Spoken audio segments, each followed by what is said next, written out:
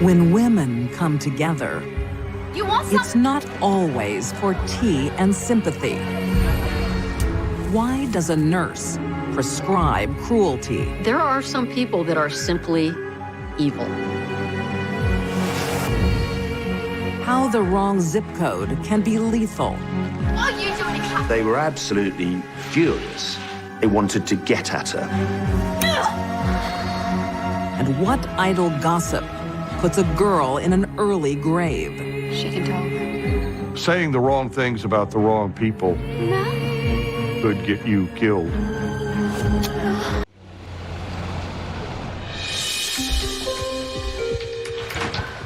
I'm sorry, I'm late. 45-year-old Texan Kimberly Cargill is hoping to start a new life with a new man. Very smart, very intelligent. She's a nurse. She's a caregiver. The men that got involved with her said, you know, she was an easy person basically to fall in. But father number 4 has no idea what he's in for.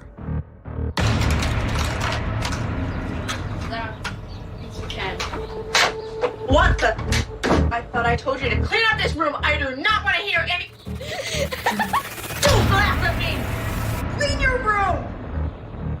Nothing. She starved those kids. No sound. She locked them in their rooms. She actually changed the locks so they couldn't get out.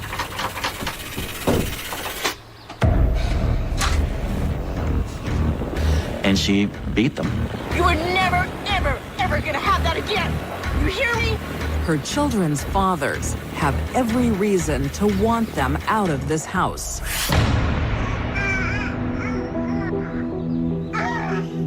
As father number 4 soon discovers when his mom comes to visit. Can you mind him, man? I'm sorry, I can't. I have plans. Your grandson. She actually assaulted her husband's mother. All right, let's get. Go on. Twisting her arm nearly out of socket. For a child to assault a parent is taboo. It's crossing a line that should never, ever be crossed. But Kimberly did. He should have run for the hills. One of Kimberly's children is safe from her brutality. Her eldest child is not dead, as she claims. Your mom's here. He's living with his father You don't have to go with her. I'll be here. and wants nothing to do with mom.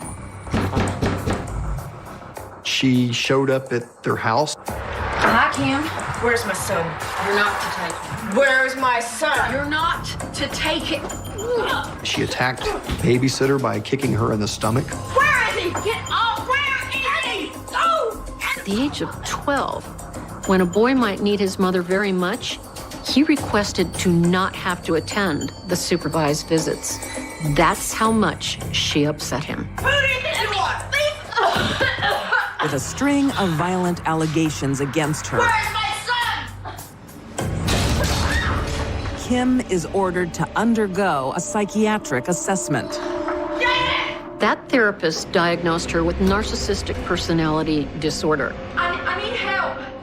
Kimberly Cargill was a cornucopia of mental disorders, all of them bad. She's prescribed medication to help control her mood swings. But she didn't want to take it, and she didn't take it. But then again, she was a narcissist. Why should she be on medication? What is this? She fired. Now, her new husband bears her wrath. What is your problem? That is not my favorite. He found himself finally realizing, oh, guy 1, guy 2, guy 3, they're not the ones that are bad, it's this person. But you know what my favorite is? You're not. That's enough. To avoid being charged for assault, I'm leaving you. Kim portrays herself as the victim. What are you doing? You crazy? She had actually hit herself in the face to give herself bruises. And this is stuff that she would actually use when the police showed up. He hit me. Here's the proof. Father number 4 Help me. My husband. has finally had enough. He leaves. She used her husbands, and she used them to vent her anger and to blame them for her life. Kim can't live with men, but she can't cope without them. By 2010, her home is filthy. She's lost custody of 2 sons and barely buys enough food for the remaining 2.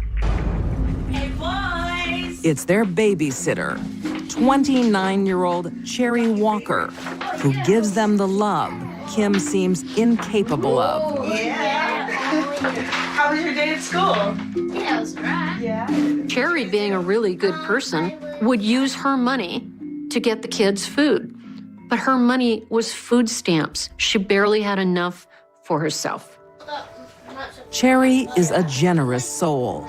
Yeah. Cherry was a very good caretaker, very angelic. She just had this beautiful personality. Cherry was a sweet woman. She didn't know how not to be sweet. Make sure they behave. They're little angels. But she can't protect the children 24 hours a day. They better be.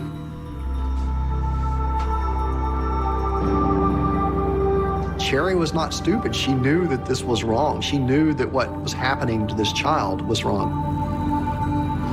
Let's make these. Yeah. Cherry wants to help. But as Kim's battle with her exes intensify, so does her rage. Kim's violent behavior escalated with each new victim. And what was about to happen was the worst thing in the world.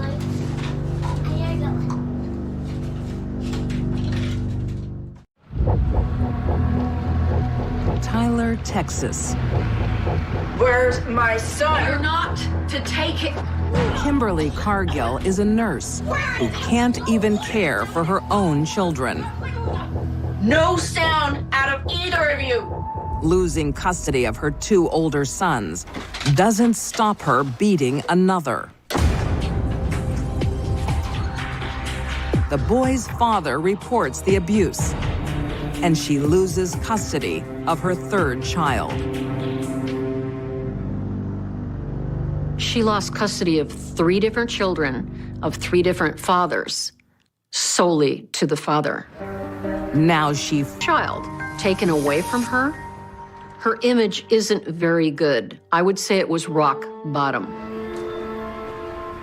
Authorities will need evidence, and they know just where to look. Looking good, Cherry. Thanks. The babysitter. Cherry was somebody they wanted on their side for the protection of this child. I got this. Cherry is subpoenaed to appear at Kim's trial. Big subpoena. Her babysitter's evidence could seal Kim's fate. Kim was absolutely frantic. She was texting, she was calling. She was telling people that if Cherry testifies, she might lose custody. Kim texted Cherry 70 times over the next several hours. Kim was desperate to get Cherry to not testify. On June 18th, 2010, 5 days before the court case, Kim invites Cherry out for dinner. Kim could be very persuasive. Cherry really didn't stand a chance. Kim picked her up for dinner.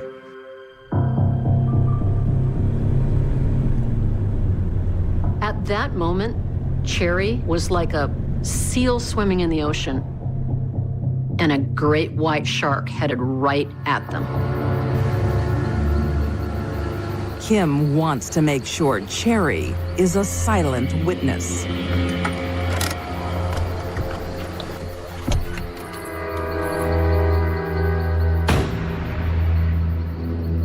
Somehow she overpowered Cherry.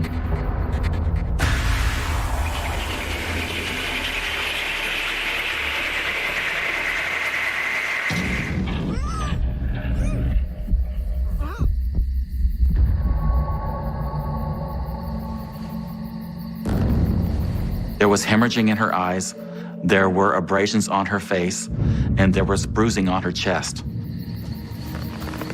But they were not able to actually... Is found the next day.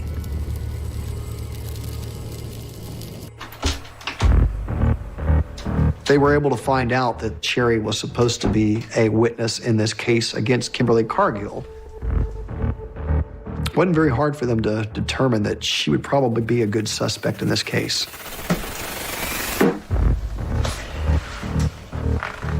At first, Kim denies seeing Cherry. But when a forensic team combs her car, it finds soil from the murder site and a single hair. Looks like the soil we found in your car matches that of the murder. Cornered, Kim changes her story. Okay. She was in my car, but I did not kill her. Kim told police that she'd panicked, that Cherry had a seizure, and that she died. And Kim was afraid that all of Cherry's DNA was in her car and she'd get blamed for it. That's why she ditched the body and set it on fire. I tried to save her. The police don't buy it. In 2012, Kimberly Cargill is found guilty of capital murder and sentenced to death. She felt like she was invincible, that she could get away with everything and anything, including murder. For years, Kim Cargill gets away with cruelty, abuse, and neglect. She masked her true nature and leaves behind a trail of victims. Cherry Walker is dead because the system failed her. After Kim had her first child removed because of abuse, the system should have been onto her, and the second time it happened, she should have been sent to prison. But that didn't happen.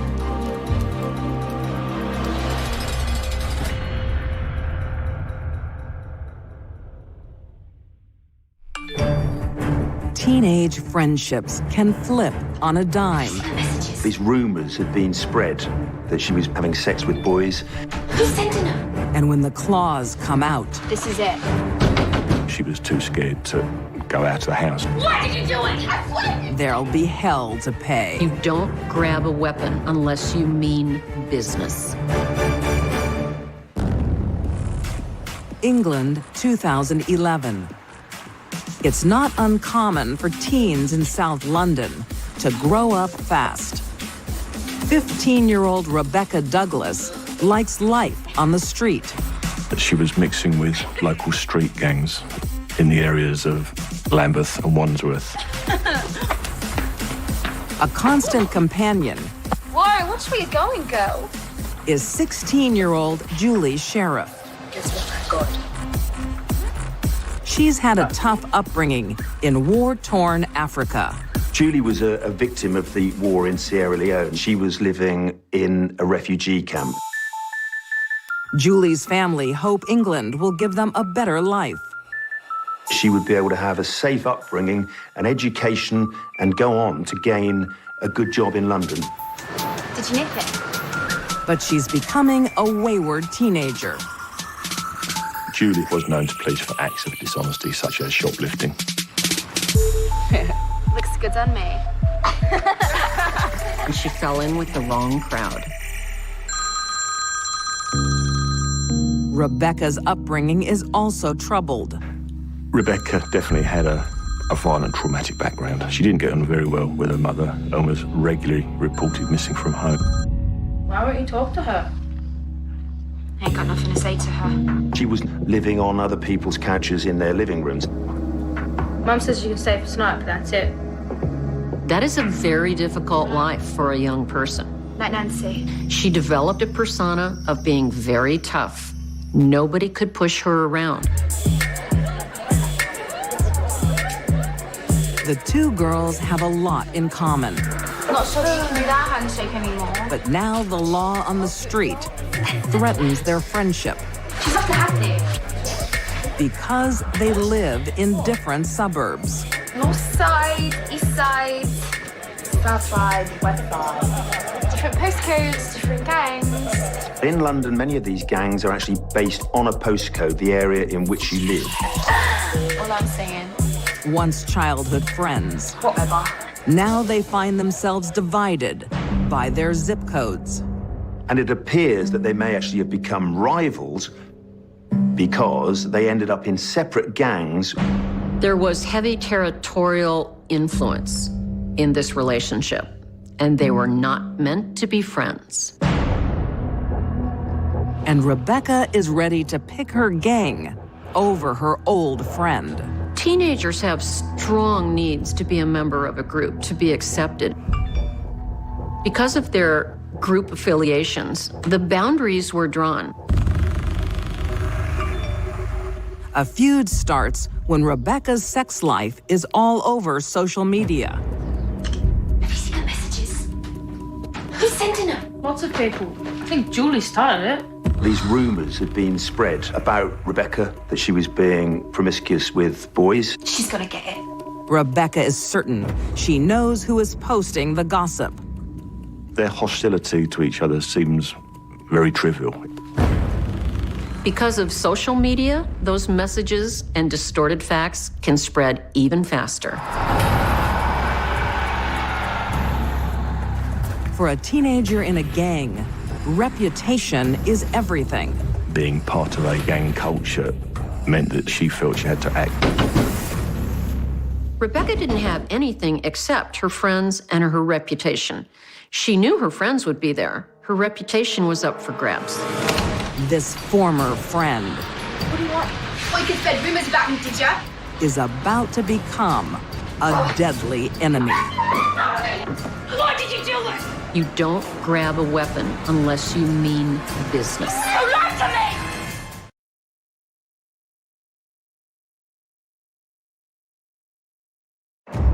South London in early 2011. A teenage feud is escalating. Have you seen the messages?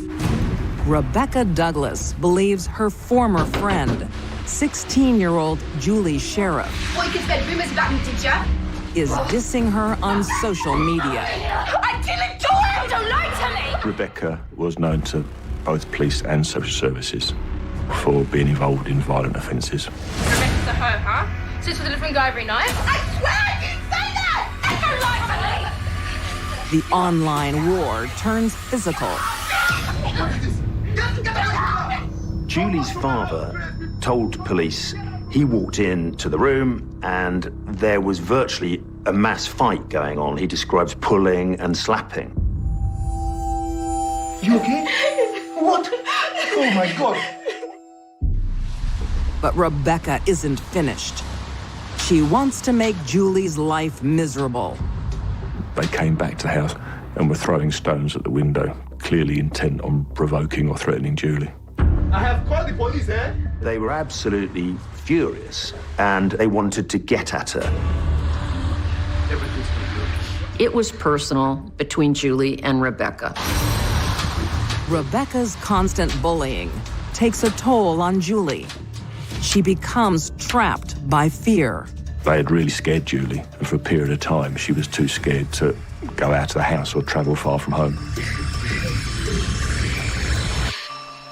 Teenagers like to be out and about. Everybody knows grounding a teenager is a form of punishment. Julie had self-imposed grounding. She was afraid to leave. But Julie can't hide forever. On May 7th, 2011, she ventures out. But she's spotted by her tormentor, Rebecca. Julie and her friend were just walking along the pavement when Rebecca saw them. Rebecca challenged Julie by saying, "What are you doing in Clapham?"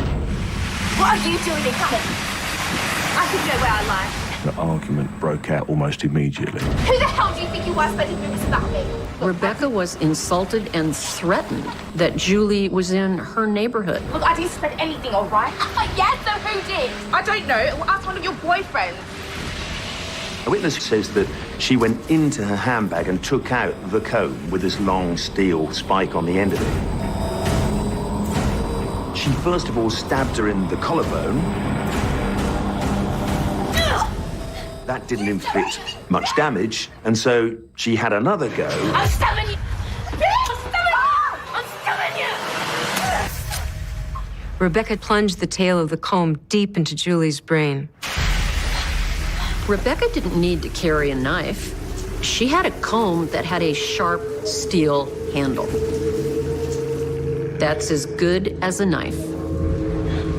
Rebecca must have been aware of what she had done because Julie collapsed pretty quickly after she had attacked her. I have a headache.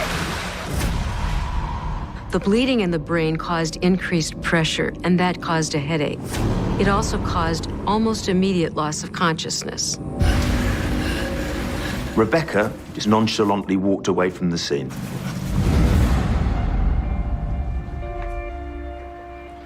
As Rebecca calmly leaves, bystanders call the paramedics, and Julie is rushed to the hospital. The scans quickly revealed that she'd suffered a brain injury and she was operated on. As surgeons race to save Julie, her attacker hits social media. She left messages for friends in which she said, "I met a girl at the junction and I truly hate her. And so I kind of stabbed her."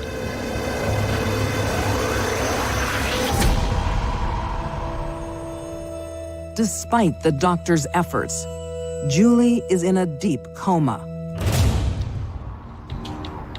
When Rebecca hears that she's still alive, she makes even more threats. This girl knows my name yet, so I'm gonna go to the hospital. There were clear threats on there talking about maybe going to the hospital to attack her again so she couldn't be a witness. She said, "I'm gonna flippin' suffocate her." And I'm gonna flippin' suffocate her. After the attack, Rebecca boasted about it via social networking and said she'd do it again. That was premeditated murder, in my opinion. But Rebecca won't get the chance to strike again. Security cameras and witnesses quickly identify her. She's arrested and charged with grievous bodily harm. For months, Julie lies in a deep coma. There is nothing the doctors can do to help her. She couldn't recover. Julie ultimately died 5 months later because her brain was dead. Julie, no, make me go back home. Make Julie, make me go home. No. Her father makes the heartbreaking decision to turn off her life support. Are you ready? He brought her to a safe place where he thought that she would thrive and prosper and be safe. But it was in London that she was killed. Let me go. Julie's father came to believe if he had never left Sierra Leone with his daughter, she might be alive today. Rebecca is rearrested. Now she's charged with murder. Rebecca, as you are aware, Julie passed away in the hospital. But she remains defiant. When we rearrested Rebecca for murder, she was very angry. We're done here, yeah? She tried to storm out of the interview room, Sit down, Rebecca. and she showed no remorse for her actions at that stage. In 2012, Rebecca Douglas is convicted of murder. She's sentenced to life in prison with a minimum of 10 years.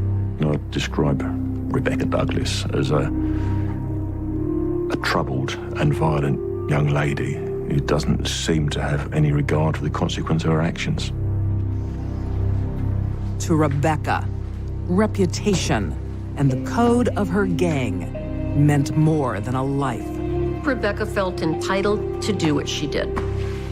Her reputation was at stake, and Julie was going to pay. Teenage angst, jealousy, rivalry, all contributed to this horrible situation. One life lost and another in prison.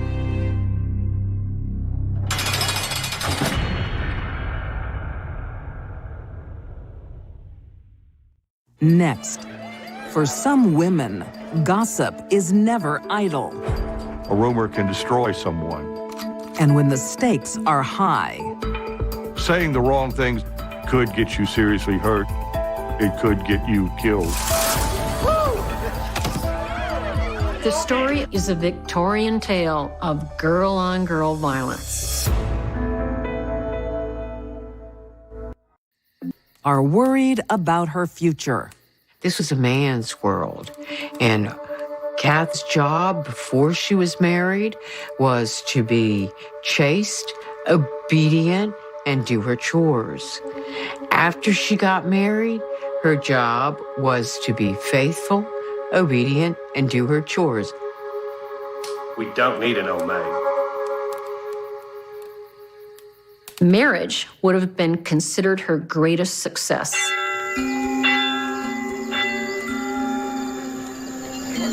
Kath's parents take it upon themselves to find a husband. He's a good man. We'll go see. All right. And they hit on local bachelor, Bob Southern. Excuse me, Bob. Can I have a word with you over there? Little do they know, someone else has their eye on him. Go before they start talking about you. 21-year-old Sis Fowler. Her husband has abandoned her. Sis Fowler had a rough life. She got married at the young age of 14 or 15. She married a brute of a man who was abusive and beat her up and gave her 2 children. She wants to marry Bob, but there's a small technicality. She's not divorced and can't find her husband to sign the papers.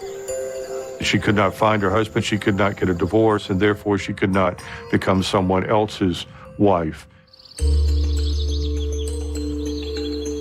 There is a wedding, but not the one Sis hopes for. When Bob chooses his wife, it's the younger, unmarried model, Kath. Kath, I pledge to you my life as a faithful and loving husband. Before Robert decided to marry Kath, he had a thing going on with Sis. And he didn't want to give that up at all. I pledge to you my life as an obedient and faithful wife. But his parents said, oh, no, you can't marry her. So you can't have legitimate children with her. She's not divorced. And that's how he ended up marrying Kath. But Sis isn't giving up.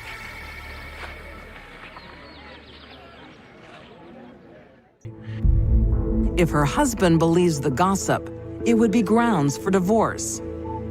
Kath would lose everything, and Sis would win back Bob. And then Kath would have found herself a single parent with no means of support beyond her immediate family. Sis was playing with fire.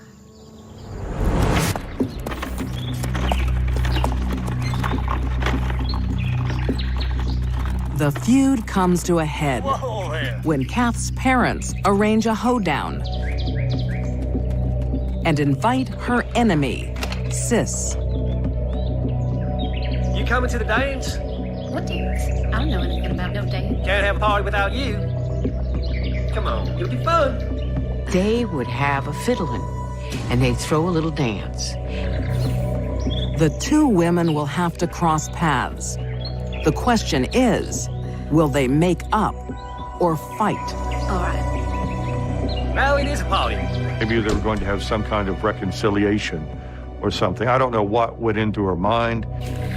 But this hoedown is about to become a showdown.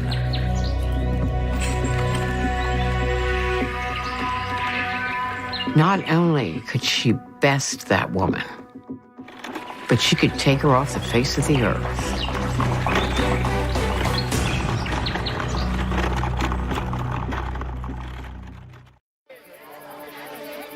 In the Appalachian Mountains, Georgia, on February 10th, 1877, two young women who are fighting over a man are about to come face to face at a local dance. Sis liked going to dances. That's probably what finally persuaded Sis to come into the cabin and join in the dance. At first, trouble seems like the last thing on anyone's mind. The night went along, and from the look on Sis's face, it looked like she was really enjoying herself. She was having a blast.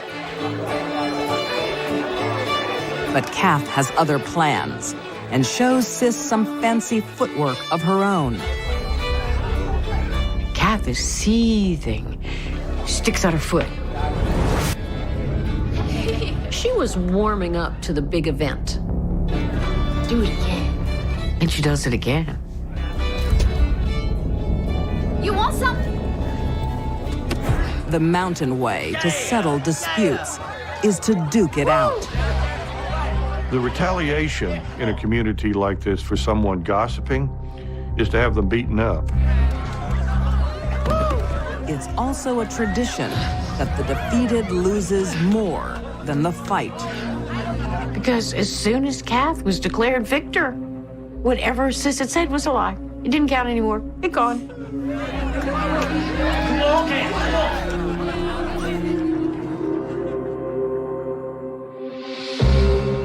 No one recalled that early in the evening, she said to her pa, "Could you loan me your pocket knife?"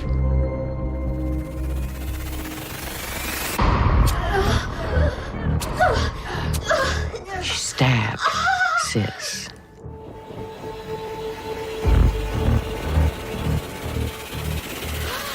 But this isn't the mountain way. She's been stabbed multiple times in her jaw, under her rib cage, through her breast. Probably one of the blows that went through her breast also went through her heart. She was probably dead before she hit the floor. Matter. But she's miscalculated. Nobody's leaving. Get out of my way. The locals might appreciate a fist fight, but not a cold-blooded murder. This was an honor fight. You fight an honor fight honorably. But Kath broke the contract. Kath and husband Bob are now on the run, and the whole town is after them. Hurry up. They flee the state. Bob and Kath Southern moved to western North Carolina, where they hid out with their friends and relatives. They were successfully evading everybody. They even had a baby while they were fugitives.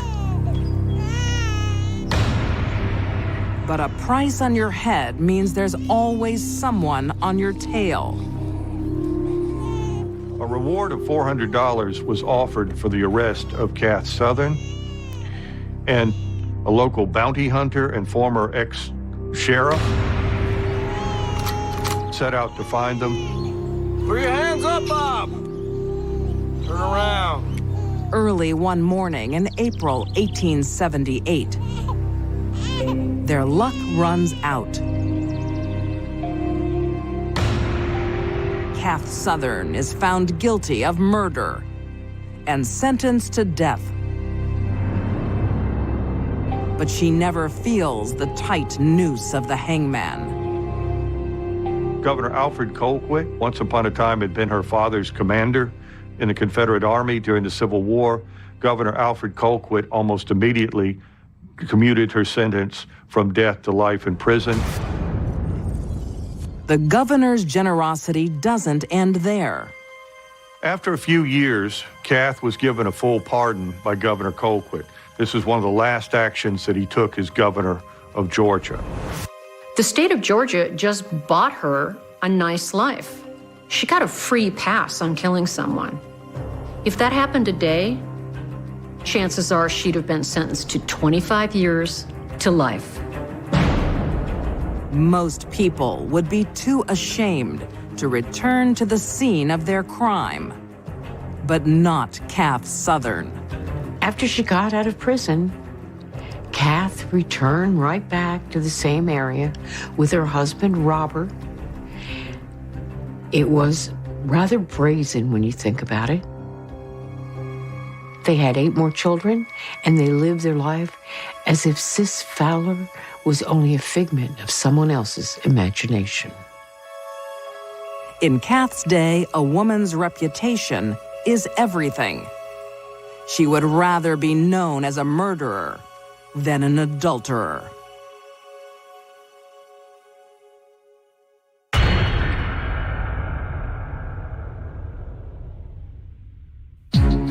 These deadly women turned on their own sex.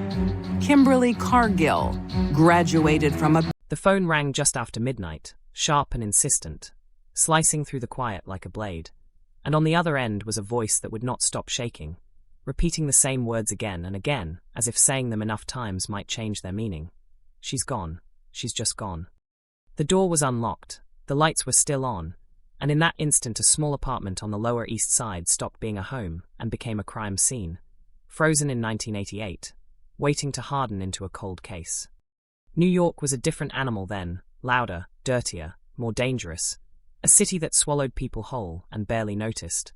And when the patrol cars arrived, red and blue bleeding across the brick walls, the neighbors gathered in doorways with their coats pulled tight, whispering. Already building theories, because the city trained you to do that, to fill the silence with suspicion before it filled you. Inside, the air smelled faintly of burned coffee and cheap perfume. A purse sat open on the kitchen table with cash still inside, untouched, keys neatly placed beside it, no sign of a struggle, no broken glass, no screams reported, just absence, clean and terrifying. Her name was spoken softly by the first officer, as if volume might disturb whatever trace of her still lingered in the room. 24 years old, recently engaged, worked late shifts, last seen the night before walking home from the subway, a route she knew by heart. A route thousands walked every night without vanishing, until suddenly one of them did.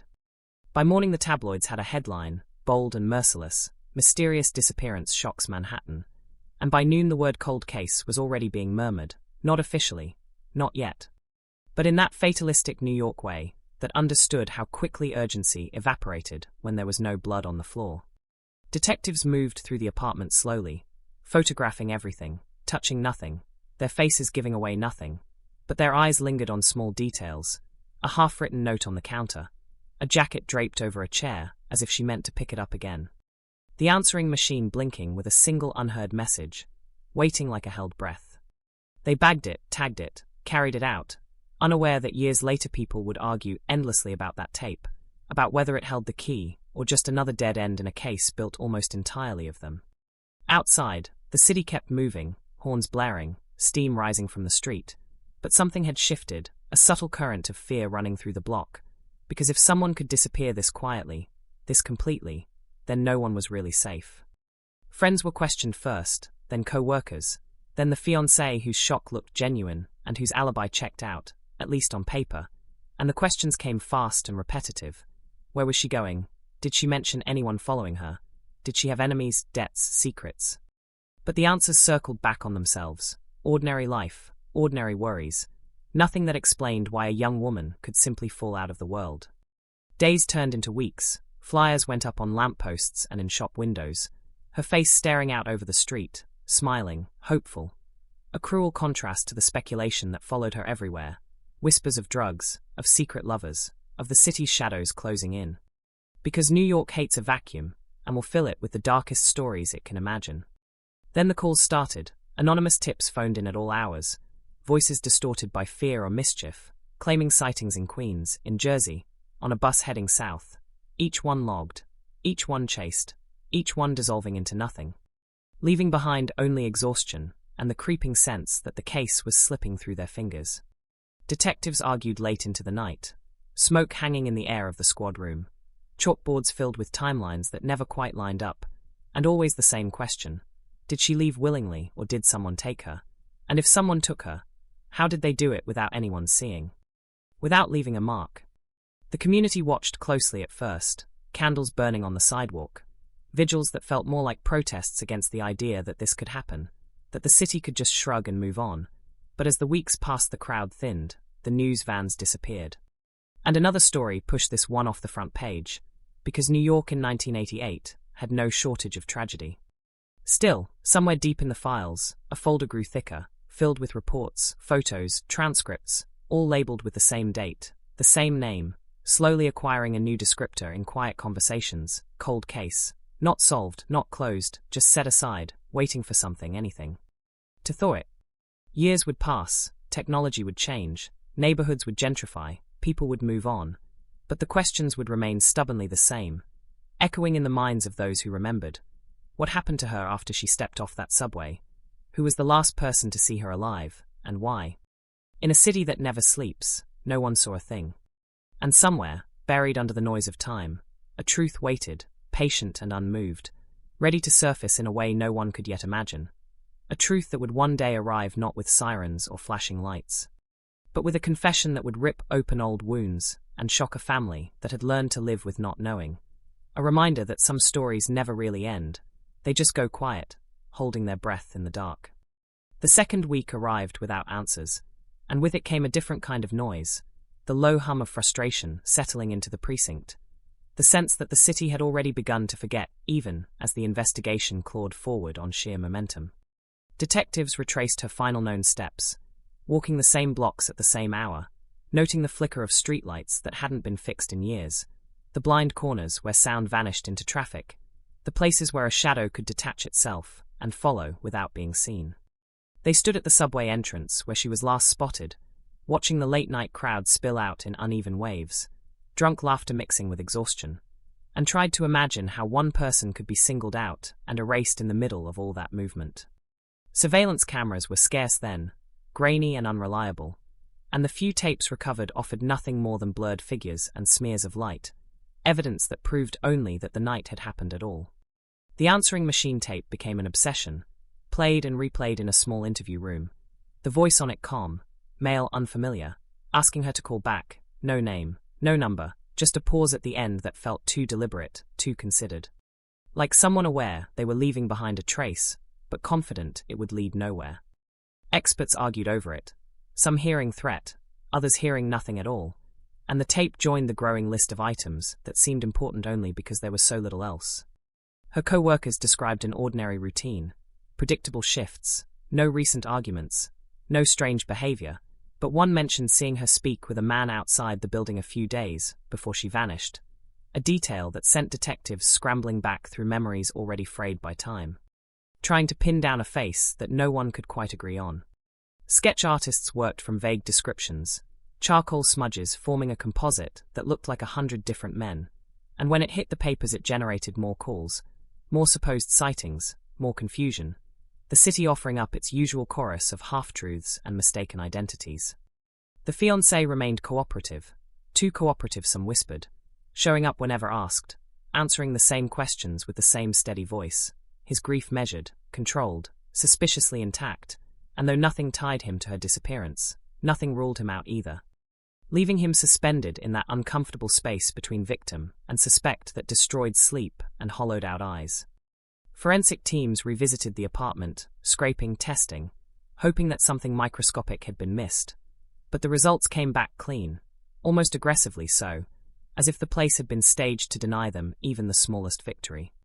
Rumors leaked, as they always did, hints of a possible serial predator working the neighborhood. Stories of women followed home, of footsteps echoing too close behind, and while none of it could be proven, the fear was real enough to change behavior, locks double-checked, routes altered. A community quietly reshaping itself around a threat it could not see. The press fed on that fear, splashing her face across pages again, this time framed by speculation, anonymous sources claiming breakthroughs that never materialized, each headline a spike of hope followed by the familiar drop into disappointment. Within the department, the case file grew heavier, but progress slowed, leads drying up as quickly as they appeared, and the word cold case began to feel less like a prediction and more like an inevitability. Detectives rotated off, transferred, retired, each handoff diluting the urgency just a little more, the story becoming something new officers learned in fragments. A cautionary tale about how fast a trail could go cold in a city that never stopped generating new ones. Her family pushed back against that fading attention, calling daily, demanding updates that sounded thinner with each repetition, their apartment filling with boxes of memories they refused to pack away, convinced that doing so might make her truly gone. They held on to theories the police had abandoned, re-examining every interaction, every offhand comment, convinced the answer had been missed not because it didn't exist, but because someone had looked away at the wrong moment. Years slipped by, marked by anniversaries that reopened wounds and then sealed them again, a ritual of grief performed in private as the world moved on. Somewhere in storage, the evidence boxes gathered dust, labels yellowing, the tape with the anonymous voice rewound one final time and then left to rest, its significance unresolved. New technologies emerged, DNA databases expanded, old cases found new life, but this one remained stubbornly inert, its silence deepening with each passing year. Occasionally, a new detective would pull the file, read it straight through, feel that familiar jolt of outrage and curiosity, and swear they'd be the one to crack it, only to set it back down weeks later, defeated by the same lack of substance that had stalled everyone before them. The neighborhood changed around the absence she left behind, buildings renovated, bars replaced, faces new and unknowing, and yet some residents still spoke her name, still pointed out the doorway where the candles once burned, as if the story itself had become part of the street. And then, just when the case seemed fully entombed by time, a small, strange development surfaced, barely enough to register as hope, a tip from out of state, a name connected to nothing obvious, a thread so thin it seemed almost cruel to tug at it, but tug they did. Because cold cases survive on that kind of stubborn optimism. It would lead nowhere at first, as so many had, looping back into familiar frustration, but it would also ensure that the file was not closed, not forgotten, just waiting, patient as ever, for the moment when silence finally broke. The tip didn't arrive with drama or certainty, just a name scribbled onto a form and a phone number that rang into empty air, but it was enough to pull the file back out of storage, enough to make the past feel close again. The name belonged to a man who had lived briefly in the neighborhood in the late 80s, a drifter by some accounts, a handyman by others, someone who fixed doors and vanished just as quietly as she had. Detectives tracked him through paper trails that felt archaic now, old leases, handwritten pay stubs, a driver's license photo that showed a face too ordinary to be memorable, the kind that blended into a crowd and stayed there. He had left New York not long after the disappearance, headed west, then south, a pattern of movement that could mean anything or nothing at all, and yet the timing gnawed at them, because coincidence only stretched so far before it snapped. They found former neighbors who vaguely remembered him, a man who kept odd hours, who smoked on the stoop late at night, who asked too many questions about who lived alone and who didn't, details that sounded sinister only in hindsight, sharpened by years of wondering what might have been missed. When they finally located him, living under a slightly different name, he was older, heavier, his hair gone thin and grey, his reaction to the detective's knock oddly muted, as if he'd been expecting it for decades.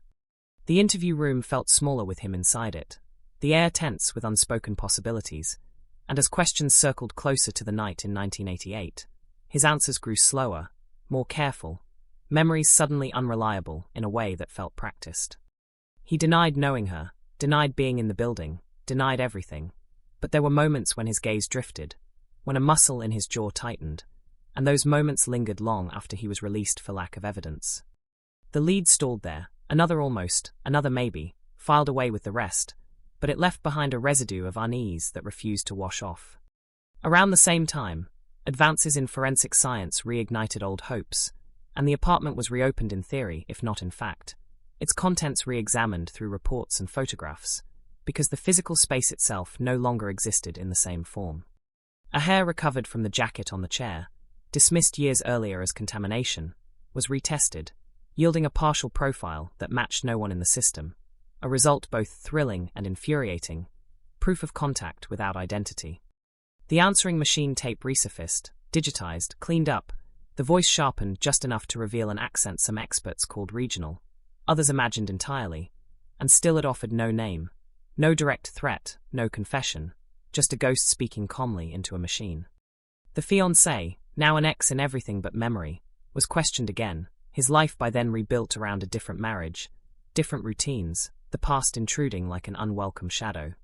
He answered patiently, cooperatively, but the years had worn him down, and when asked how it felt to relive it all, he paused long enough for the silence to feel accusatory, then said it never stopped, not really.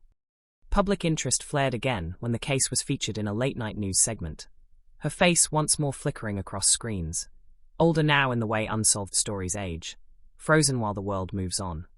Tips poured in, some earnest, some cruel, people claiming visions, confessions overheard in bars, dreams that felt too real to ignore, and the detectives sifted through them with a mix of hope and dread, knowing most would lead nowhere, but one might not. Among them was a letter, and signed, postmarked from another state, describing details of the apartment that had never been made public, the placement of the keys, the smell of coffee, the jacket on the chair, details that tightened throats and sharpened pencils. Handwriting analysts were brought in, comparisons made, theories spun, but the trail dissolved again, the sender never identified, the letter joining the evidence pile like a taunt. Within the department, the case became a quiet obsession for a small group, passed between them like a shared burden, discussed in low voices over bad coffee, because something about it refused to settle, refused to accept its place among the forgotten. They argued over theories late into the night, abduction versus deception, lone predator versus known accomplice, each scenario collapsing under scrutiny, yet leaving behind the sense that the truth lay just out of reach. The family watched these renewed efforts with guarded hearts, hope tempered by years of disappointment, every call from the police a potential reopening of wounds they had learned to bandage themselves.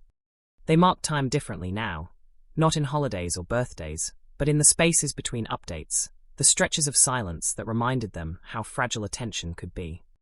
Outside, the city had changed almost beyond recognition, but certain corners still felt the same at night, the same shadows, the same uneasy quiet between passing cars, and those who knew the story felt it there, an absence woven into the fabric of the street.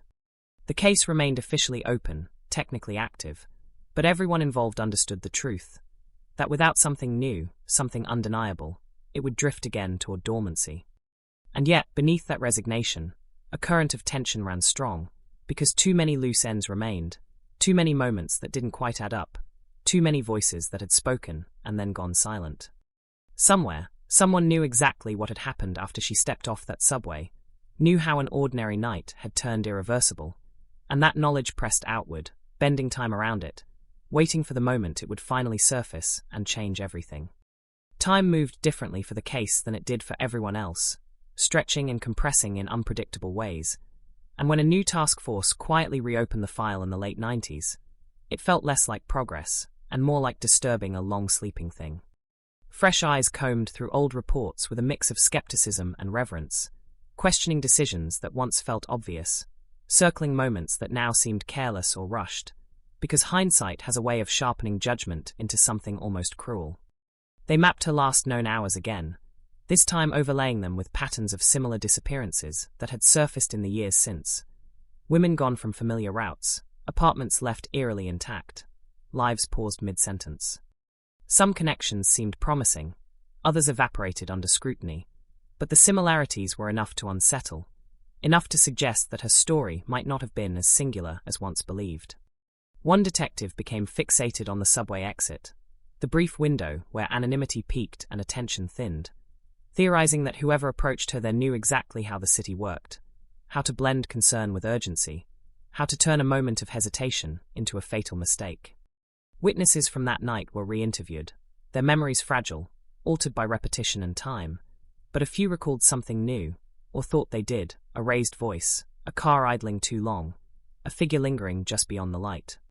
Fragments that might have been real, or might have been borrowed from years of imagining the worst. The partial DNA profile was run again through expanding databases, each submission accompanied by a quiet hope that technology would finally do what persistence could not, but it remained stubbornly unmatched, a biological question mark mocking every advance. The handyman resurfaced in conversation, his movements scrutinized anew, his denials re-examined for cracks, yet nothing concrete emerged, and he remained free, a person of interest in theory only, his life continuing uninterrupted by the suspicions attached to his name. Meanwhile, The anonymous letter was dissected word by word, linguists debating tone and intent, whether it read like a confession or a provocation, whether the writer sought absolution or simply enjoyed the power of being unseen, and that uncertainty gnawed at everyone involved. The family grew older, parents' hair turning grey, siblings building lives around an absence that never quite receded, their grief evolving into something quieter, but no less heavy, and every renewed investigation reopened the same question they had learned never to ask out loud: whether answers would bring peace or just a different kind of pain. Media attention flared sporadically, anniversaries prompting brief returns to the spotlight, each story recycling the same details, the same photographs, the same unanswered questions, as if repetition itself might force a conclusion. Inside the precinct, the case earned a reputation, not notorious enough to dominate conversation, but persistent, the kind detectives referenced when talking about unfinished business, about the limits of certainty in a city built on motion. There were moments when it felt close, when a new statement or recovered record sent pulses of adrenaline through the team, but each time the trail dissolved, leaving behind only the echo of what might have been. One officer described it as chasing a shadow that knew exactly where the light was strongest, always staying just beyond it. As the years stacked up, the term cold case stopped feeling clinical and began to sound personal, a label that carried with it the weight of every unanswered call, every unopened door, every night spent wondering if something obvious had been missed. And still, beneath the fatigue, the case refused to die, kept alive by small, stubborn details that resisted explanation: the calm voice on the tape, the untouched money, the precision of her disappearance. Somewhere within those contradictions lay a story that had never been fully told, a sequence of events that made perfect sense to the person who carried it, and that knowledge hung in the air, heavy and unresolved, waiting for the moment when silence would no longer be enough to contain it. The new century arrived quietly for the case, without ceremony or revelation, just another calendar page turning while the file stayed exactly where it was: thick, unresolved, and heavy with implication. A younger generation of detectives inherited it alongside stories of how close it had come to breaking, how many times someone had sworn the answer was right there, just out of frame. They approached it differently, less bound by old assumptions, more willing to question motives that once felt settled, and in doing so they reopened lines of inquiry that had been left to gather dust. Financial records were re-examined, bank statements traced with fresh eyes, revealing nothing dramatic, just the steady rhythm of an ordinary life: paychecks deposited, rent withdrawn, a future planned with the quiet confidence of someone who did not expect it to end abruptly. That normalcy itself became unsettling, because crimes born of chaos often left chaos behind, and this one had not. Attention drifted back to the apartment, to the deliberate neatness of what remained, the sense that whatever happened had been swift, controlled, almost polite, as if violence, if it occurred at all, had been carefully concealed. Psychologists consulted on the case spoke of offenders who sought order, who preferred compliance over force, who understood how to appear trustworthy in the span of a few seconds, and those profiles cast long shadows over memories that suddenly felt less benign. The calm voice on the tape was analyzed again through that lens, no longer just a curiosity, but a potential fingerprint of personality, measured, confident, unhurried, someone accustomed to being listened to. Attempts were made to publicize it once more, snippets released to the media in hopes someone would recognize it, but the response was muted, the city now saturated with stories competing for attention, this one just another echo from a darker past. The family followed these developments from a distance, hope tempered into something almost superstitious, afraid that believing too much might invite another collapse. They had learned to read between the lines of official updates, to hear what wasn't being said, and what they heard most often was uncertainty dressed up as progress. In parallel, a private investigator hired briefly by relatives chased a theory the police had long dismissed, that she had been lured away by someone she knew, someone close enough to bypass fear entirely. That path led through old friendships, acquaintances long since scattered, and while it produced uncomfortable conversations and reopened old suspicions, it yielded no proof, only the painful realization that trust itself could not be measured or catalogued. As years passed, the city's transformation accelerated, and the physical spaces tied to the case vanished one by one, the subway entrance renovated, the block redeveloped, the apartment gutted and reborn as something unrecognizable, erasing landmarks that once anchored memory. Investigators were left working from photographs and floor plans, imagining movement through rooms that no longer existed, reconstructing moments in a place that had slipped fully into the past. The case surfaced occasionally in academic discussions, cited as an example of how absence could be as confounding as evidence, how a lack of struggle could complicate narratives rather than simplify them. Each mention renewed quiet frustration among those who had worked it, because it suggested the story had become theoretical, something to analyze rather than resolve. And yet, it continued to resist that abstraction, grounded stubbornly in the fact that a person had vanished, leaving behind people who still waited.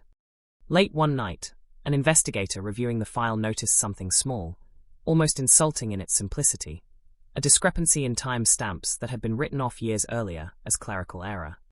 Rechecking it led nowhere definitive, but it reopened the question of sequence, of who knew what and when, and that question spread like a slow burn through the rest of the evidence. It reminded everyone involved that certainty had always been the rarest commodity in this case, that every conclusion rested on assumptions layered over gaps. As the file closed again for the night, the sense lingered that the truth was not buried under complexity, but hidden in plain sight, overlooked because it refused to announce itself. The case slept once more, but uneasily, carrying with it the weight of time, of missed connections, of a city that had changed too much to remember and not enough to forget, waiting for the moment when one small shift would finally force it awake. The call that reopened everything came in on an afternoon so ordinary it barely registered. A voice on the line asking for a detective who had retired years earlier, a mistake that felt accidental until it didn't. The caller corrected himself, hesitated, then hung up, but the number lingered in the system long enough to be traced to a payphone 2 states away, a relic even then, chosen deliberately by someone who understood how easily trails could vanish. It was a small thing, almost nothing, but in a case built on absence, it felt loud. The file was pulled again, the same familiar weight hitting the desk, and with it came the return of old instincts, the sense that movement, however slight, meant someone somewhere was feeling pressure. Investigators cross-referenced the call with everything they had, dates, locations, names that had surfaced and faded, and found one tenuous overlap. A man arrested years earlier for an unrelated offense who had lived briefly in New York in the late 80s and now resided uncomfortably close to where the call originated. His record was thin, forgettable, the kind that slipped through databases without raising flags, but his name appeared once in an old tip sheet, a passing mention that had gone nowhere at the time. They brought him in quietly, framing the interview as routine, and watched as his confidence flickered just enough to be noticed. He claimed not to remember the city, not to remember her, not to remember much at all from that period. Yet when shown her photograph, his eyes lingered a beat too long, a microsecond of recognition or calculation, impossible to prove but hard to ignore. He was released, again for lack of evidence, but the encounter left a mark, a sense that the case was no longer entirely dormant, that it was stirring in response to being touched. Around the same time, a former detective involved in the original investigation reached out from retirement, offering a box of personal notes he'd kept, observations never made official, gut feelings he'd learned not to dismiss with age. Among them was a pattern he believed had been overlooked, a series of minor incidents reported in the neighborhood months before her disappearance, men posing as utility workers, asking to be let into buildings late at night, exploiting trust and routine. It fit too neatly with the absence of forced entry, with the calmness suggested by the scene, and it sent investigators back into archives, pulling reports that had never been connected. The pattern was incomplete, frustratingly so, but it suggested intent, planning, someone who understood systems and weaknesses, someone who didn't need to rush. The family was informed cautiously, careful words chosen to avoid igniting hope too quickly, but even that measured update rippled through their lives, reopening conversations they'd learned to avoid, stirring questions they'd trained themselves to live without answers to. Media interest flickered again, sparked by whispers of movement, and with it came the familiar cycle of speculation, armchair theories flooding in, some thoughtful, many reckless, all adding noise to an already fragile signal. Investigators shut out the clamor and focused inward, re-examining the timeline with this new lens, imagining how easily a uniform, a clipboard, a confident knock could bridge the gap between safety and catastrophe. The answering machine tape took on new weight, the possibility that the voice belonged to someone rehearsed in authority, a accustomed to being obeyed without challenge. Still, proof remained elusive, each insight stopping just short of something solid, like a sentence cut off before the verb. As months passed without a breakthrough, frustration mounted, the sense that they were circling the truth without quite landing on it. And yet, beneath that frustration ran a quieter certainty that someone connected to the case was paying attention again, listening for echoes, reacting to pressure in small, telltale ways. The case had crossed some invisible threshold, no longer just a story from the past, but a presence that reached forward, tugging at the present. It remained unsolved, officially unchanged, but the silence around it felt different now, thinner, strained, as if something within it was shifting, preparing, waiting for the moment when restraint would finally give way and the past would speak in its own voice. Pressure does strange things to people, and as the investigation quietly tightened, it began to show in places no one expected. A former neighbor, contacted yet again after years of saying nothing useful, suddenly asked for a lawyer before answering questions he'd once brushed off with a shrug, a shift so abrupt it sent ripples through the room. He insisted it meant nothing, that time had simply made him cautious, but caution had not troubled him before, and the detectives noted it, filed it away, another behavioral crack in a case defined by them. Financial incentives were offered for information, modest but symbolic, and with them came a different quality of tip, less fanciful, more self-serving, people calling not with theories, but with memories they'd decided were worth money now. Most still led nowhere, but one placed a man near her building that night, not following, not rushing, just waiting, leaning against a car as if time meant nothing to him. The description was vague, frustratingly so, but it aligned with something in the old notes, a recurring presence no one had been able to name. Investigators canvassed the block again, not looking for facts so much as impressions, the emotional residue of a night that had never fully faded, and some residents spoke of a feeling they'd had back then, a sense of being watched that only made sense in retrospect. Those impressions were impossible to prove, impossible to dismiss, hovering in the uncomfortable space between intuition and evidence. The man connected to the pay phone call was monitored discreetly, his routines logged, his communications noted, but he gave nothing away, living a life so aggressively ordinary it felt curated. When questioned again, he grew defensive, his answers sharper, his patience thinner, and while still not enough to hold him, it was enough to suggest fear, the kind that came not from being accused but from being remembered. In the background, advances in forensic genealogy began to reshape other cold cases across the country, names pulled from obscurity through distant relatives and shared markers, and hope flickered that this case might finally join them.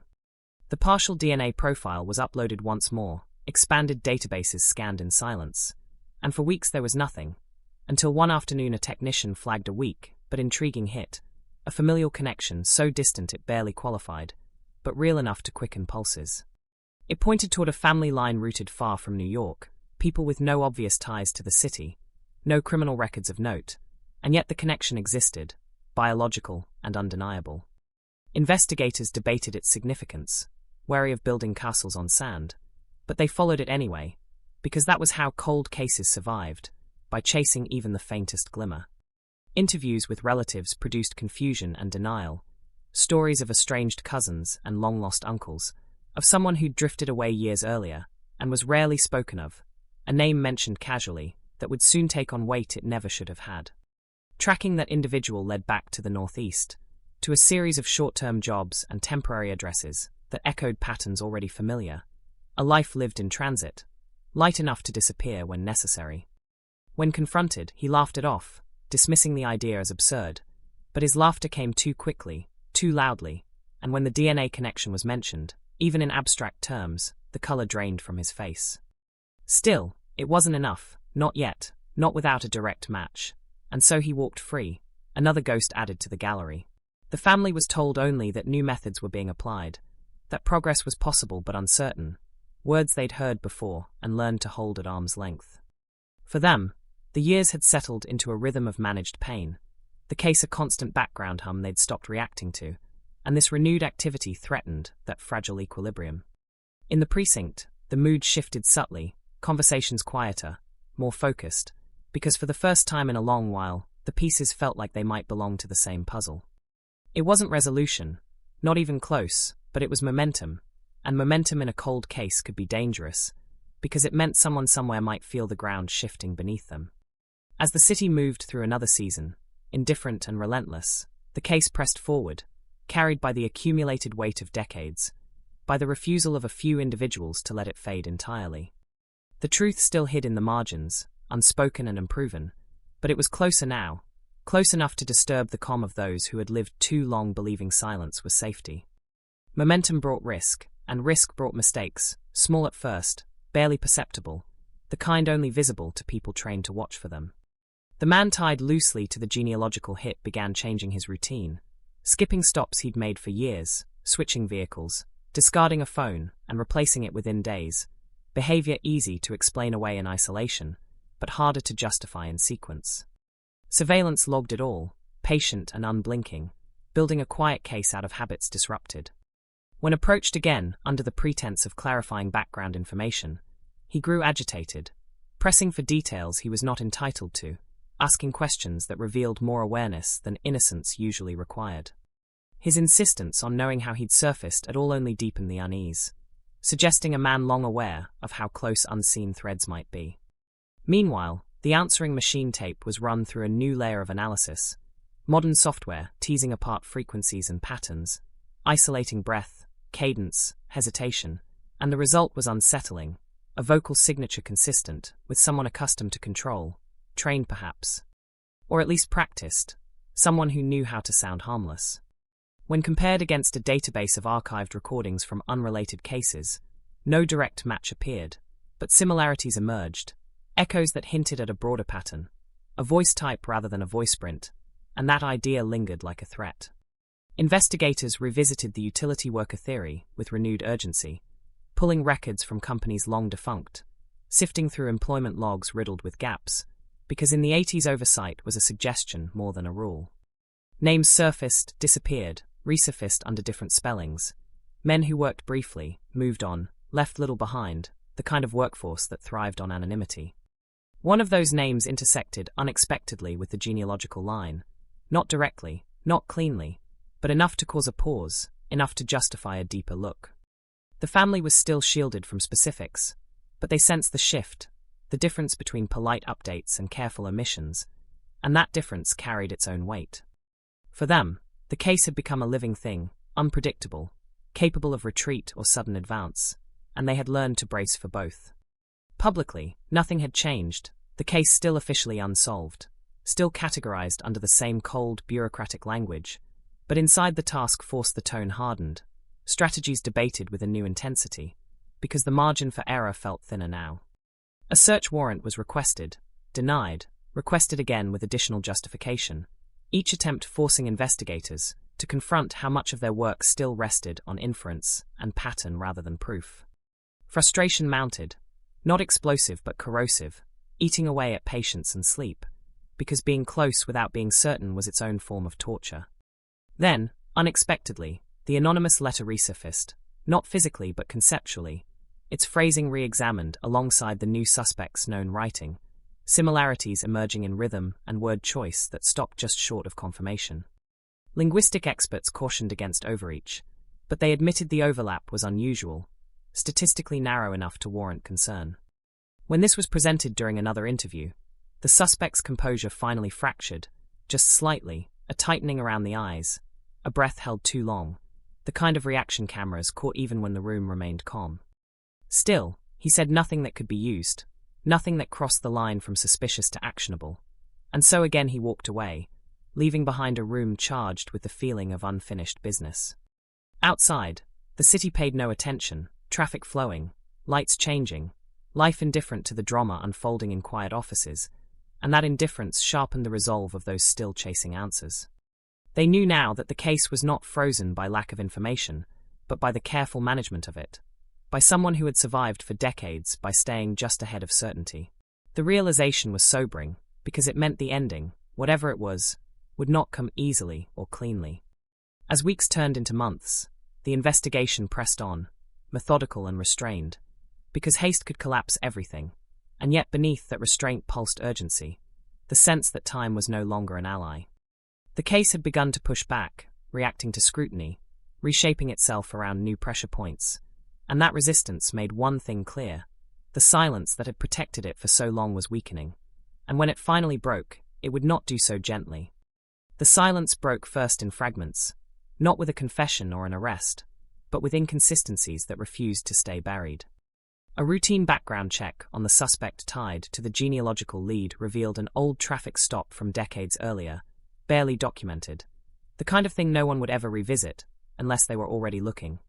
And in the notes was a reference to a vehicle description that matched one mentioned in an early, long-dismissed tip from the night she vanished. The alignment was imperfect, years apart and filtered through memory, but it was enough to reopen a door that had been sealed by time and indifference.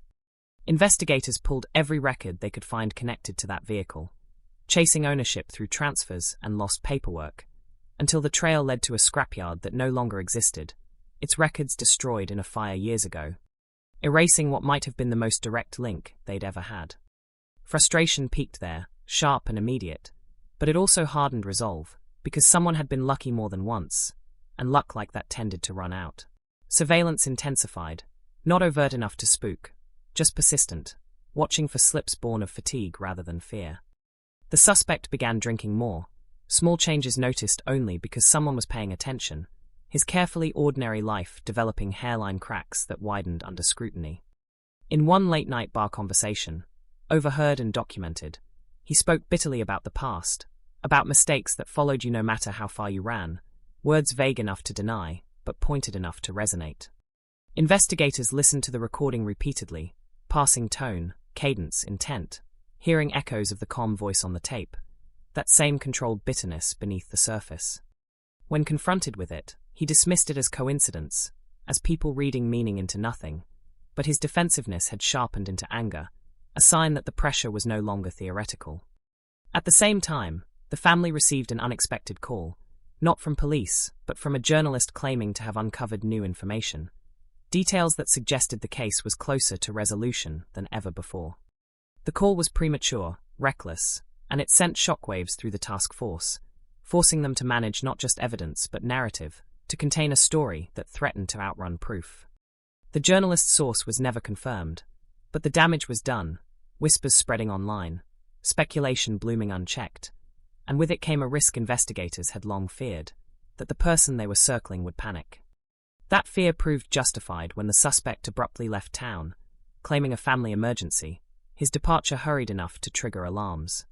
He was tracked to a small town hours away, his movements erratic, his communications sparse, and when questioned there, his explanations grew tangled, timelines overlapping in ways that made less sense each time he tried to clarify. Still, none of it crossed the threshold into detainable offense, and again the law's limits pressed hard against intuition. Behind the scenes, prosecutors weighed options, cautious and exacting, unwilling to gamble decades of work on anything less than certainty. The detectives chafed at that restraint but understood it, because a failed attempt would not just lose the case, it would entomb it permanently. The family watched from the sidelines, now fully aware that something was happening, the careful vagueness replaced by strained honesty, and that knowledge unsettled them more than ignorance ever had. Hope returned, uninvited and dangerous, threatening to undo years of emotional armor. As the suspect settled into his temporary refuge, he made one mistake, small and easily overlooked, a call placed to an old acquaintance whose name had surfaced once, briefly, in the earliest days of the investigation. The call was short, tense, and immediately erased from his phone, but not from the network's records, and when investigators saw it, the room went quiet. That connection, dormant for decades, snapped back into relevance, linking two threads that had never quite touched. The acquaintance was brought in, surprised, defensive, insisting on irrelevance, but his discomfort was palpable, his answers sliding instead of landing. It wasn't a confession, not even close, but it was convergence, the slow alignment of pieces that had spent too long drifting apart. As night fell, the task force gathered, exhausted but alert, aware that they were standing at the edge of something irreversible. The case had not yielded its truth yet, but it had narrowed its options, squeezing itself into a shape that could no longer expand to accommodate infinite doubt. Somewhere within that narrowing space lay the moment everyone had waited for, the point where silence would either collapse into speech or harden forever. And for the first time in 30 years, it felt like the case itself was running out of room. The pressure reached a point where containment was no longer possible, not because evidence had suddenly become overwhelming, but because the web of small truths had tightened enough to restrict movement. The acquaintance was interviewed again, this time without pretense, confronted with the call, the timing, the years of convenient distance, and his resistance crumbled into something quieter and more dangerous than denial. He didn't confess to anything concrete, not directly, but he spoke about loyalty, about mistakes made when people were younger and thought consequences were negotiable, about promises that had aged badly but still felt binding. Every word was recorded, transcribed, weighed, and while none of it was admissible as guilt, it was enough to justify the next step. The suspect was brought in under controlled conditions, the room stripped of comfort, the hours allowed to stretch, because time itself had become the most effective tool. Detectives spoke calmly, deliberately, laying out what they knew without revealing what they didn't, watching for reactions, for moments when the mask slipped.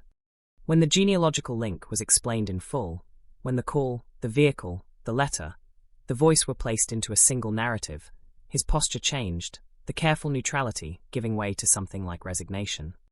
He argued at first, then deflected, then fell silent, the kind of silence that felt heavy rather than empty.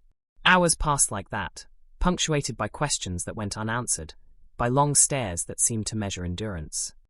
Somewhere in that quiet, the past pressed in, decades of careful avoidance confronted by the realization that it had all led back here.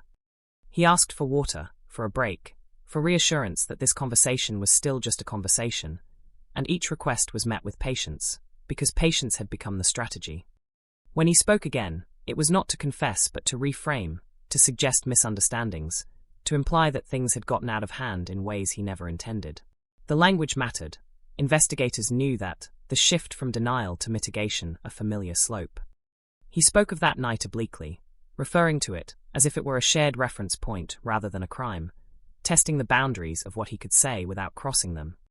The room felt charged, every breath amplified, because everyone present understood they were closer than they had ever been, and also how easily it could still fall apart. Outside, prosecutors waited for updates, weighing whether this was enough to proceed, or whether restraint still served the greater good. The family was not informed of the details, only that an interview was underway, and that knowledge alone was enough to unravel carefully maintained composure, to bring back sleepless nights and rehearsed grief. Inside the room, the suspect's control eroded incrementally, his answers slowing, his eyes drifting toward the floor, and when asked directly about the answering machine message, about the calmness of that voice, he didn't deny it. He said instead that calm didn't mean malicious, that some people were just like that, measured, composed, even under stress. It was a deflection, but it was also an admission of familiarity, and the detectives seized on it, pressing gently, relentlessly. He spoke then of being in the building, of knocking on the door, of intending nothing worse than conversation, help offered, trust accepted, and though he stopped short of describing what followed, the implication hung in the air, thick and suffocating. The session ended without a signed statement, without the words everyone was waiting for, but with something that mattered almost as much, a recorded acknowledgement of presence, of contact, of a night he had spent decades pretending did not exist. It was enough to change the calculus, enough to shift the case from possibility to probability, and as he was escorted out, his composure finally cracked, just for a moment, revealing fear unfiltered by performance. The task force regrouped in silence, exhaustion etched into faces that had aged alongside the case, knowing they were standing on the threshold of something irreversible. The evidence was still circumstantial, still vulnerable, but the story had begun to coalesce, pieces locking into place with an inevitability that felt almost cruel. Outside, the city continued its indifferent rhythm, unaware that a long-buried narrative was finally pushing its way to the surface. The night stretched on, heavy with anticipation, because everyone involved understood that the next words spoken, by the right person, in the right way, could finally break the spell of silence that had held for more than 30 years. The confession did not come the way anyone imagined, not shouted, not dramatic, but delivered in a voice so steady it felt unreal, as if calm itself were the final act of control. It happened days later, after lawyers, after silence, after the weight of what had been said and not said settled in, when the suspect asked to speak again, alone, no cameras this time, just a recorder and two people who had learned not to interrupt. He began by correcting small details, dates, times, words that had been used carelessly, insisting on precision, because precision mattered to him, always had. Then he spoke about that night, not in the language of crime, but of inevitability, a meeting that wasn't supposed to end the way it did, a situation that slipped, escalated, crossed a line he claimed he never meant to see. He admitted to being the voice on the tape, to standing in that apartment, to touching a life that had not been his to take, and even then he avoided the finality of it, describing actions without naming their consequence, letting implication do the work of truth. When he finished, the room stayed silent, the words hanging there, fragile and dangerous, because confession was not closure, not yet, not in a case this old, this complex.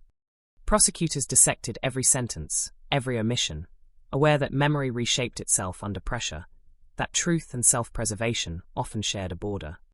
The family was told carefully, ushered into a room where no one met their eyes at first. The news delivered in pieces meant to soften what could not be softened, and when the word confession was finally spoken, it landed with a weight that stole breath. Shock gave way to something quieter, disbelief tangled with anger, relief poisoned by the realization that answers did not undo loss. They listened, asked questions no one could fully answer, clinging to details even as those details burned.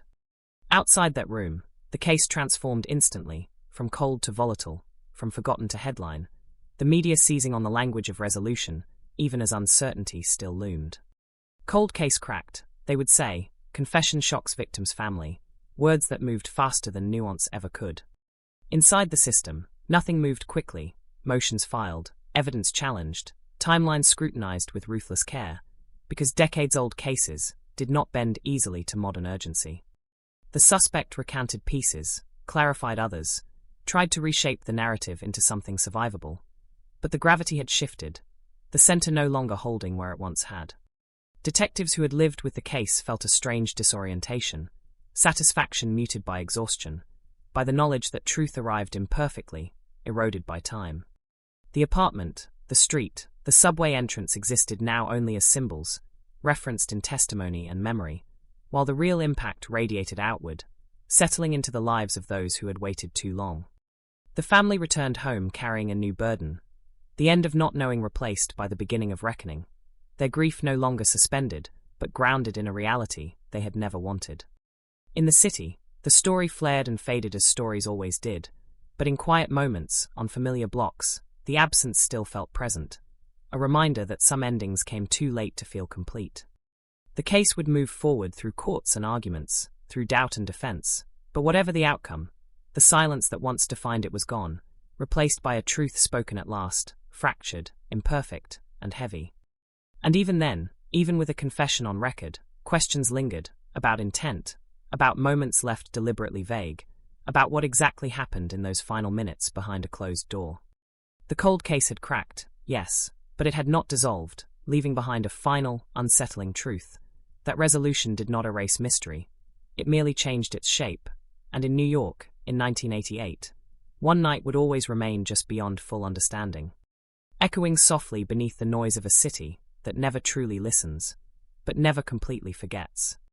After the confession, time fractured, moving forward in public while circling backward in private, the case no longer frozen, but not at rest either. Courtrooms replaced interview rooms, wooden microphones standing in for concrete walls and flickering lights, and the story was retold again and again, each version shaved down, formalized, stripped of the raw edges that had made it unbearable to carry for so long. Defense attorneys spoke of memory decay, of suggestion, of the danger of trusting words pulled from a man cornered by decades of pressure, and prosecutors countered with patterns, with convergence, with the stubborn way certain facts refused to stand alone. The confession was dissected until it barely resembled the moment it had been spoken, transformed into transcripts and exhibits, its emotional force diluted by procedure. The suspect sat through it all with the same practiced calm, occasionally correcting a detail, occasionally shaking his head, as if still negotiating the shape of his own responsibility. Outside the courthouse, cameras waited, reporters narrating a version of events that felt complete only because it needed to be, because open endings did not fit neatly into broadcast slots. For the family, every headline was a fresh impact, the language of closure clashing violently with the reality of what they felt, which was anything but closed. They listened as strangers debated intent and credibility, as commentators weighed whether justice delayed could still be justice at all, and they learned how isolating resolution could be when it arrived too late to heal. In quieter moments, away from microphones and questions, they returned to memories untouched by legal framing, the sound of her laugh, the certainty of her presence, details no confession could ever give back.